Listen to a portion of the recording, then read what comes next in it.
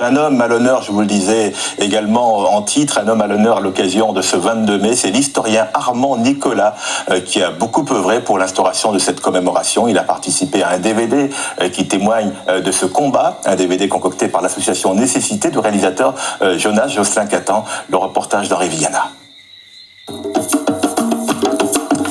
22 mai 2013, jour férié. 22 mai 1848, jour où l'histoire de la Martinique a basculé.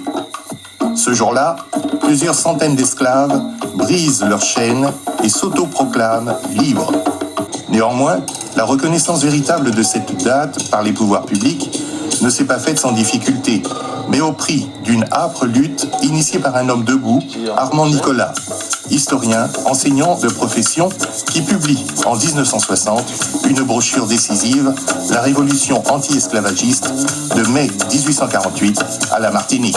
Cette révolution du 22 mai 48 a fait du bruit.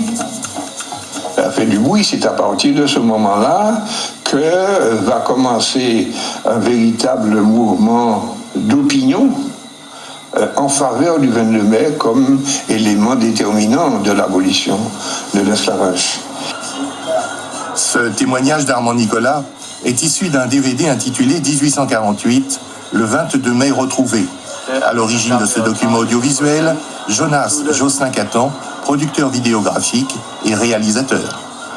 Nous estimons que le 22 mai est une date importante et c'est pourquoi j'ai voulu faire ce DVD pour relater un petit peu le parcours historique d'Armand Nicolas sur le 22 mai. Dans ce DVD, nous avons Armand Nicolas lui-même, nous avons Alain Légarès qui intervient en tant que jeune sur Fort-de-France, nous avons Isambert Duriveau, Henri Gusteau et Franck Hubert qui donnent leur témoignage sur le vécu du 22 mai. Il faudra environ une vingtaine d'années pour que cette date devienne officielle dans le calendrier martiniquais. Car à l'époque, sur le plan politique, la droite voit d'un très mauvais œil cet acte de résistance et appelle à son boycott. Alors on allait avec l'enthousiasme de la jeunesse et nous avons essuyé beaucoup de mépris, beaucoup de violence et beaucoup aussi d'exclusion.